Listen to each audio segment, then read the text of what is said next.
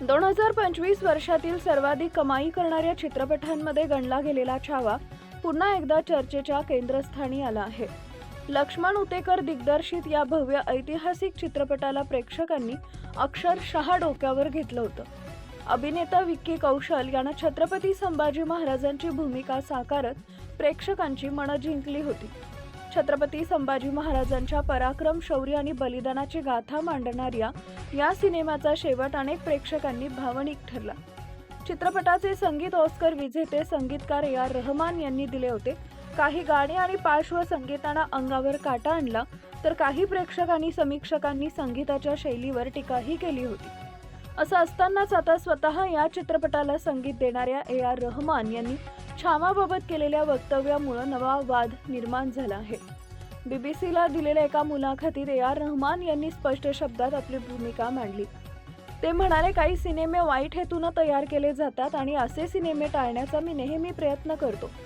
छावा हा काही अंशी समाजात फूट पाडणारा सिनेमा आहे। माझ्या मते मतभेदांचा फायदा या चित्रपटाला मिळालाय।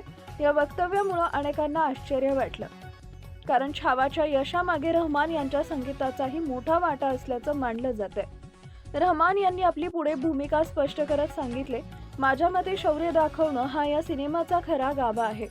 मी स्वतः दिग्दर्शक लक्ष्मण उतेकर यांना विचारलं होतं की संगीत देण्यासाठी तुम्हाला माझीच गरज का आहे, तेव्हा त्यांनी सांगितलं की या कथेसाठी त्यांना फक्त मीच हवंय। यावरून रहमान यांनी चित्रपटाच्या मूळ भावनेबद्दल आदर व्यक्त केल्याचंही दिसून येतंय। चित्रपटांचा समाजावर होणाऱ्या प्रभावाबाबत बोलताना रहमान म्हणाले, लोक आपल्याला वाटतं त्यापेक्षा खूप हुशार असतात। सिनेमांचा लोकांवर परिणाम होतोच, पण काय खरं आहे आणि काय खोटं हे ओळखणारा आतला आवाज प्रत्येक माणसाकडे असतो। सिनेमाचा शेवट खिळवून ठेवणारा आहे हे नक्की।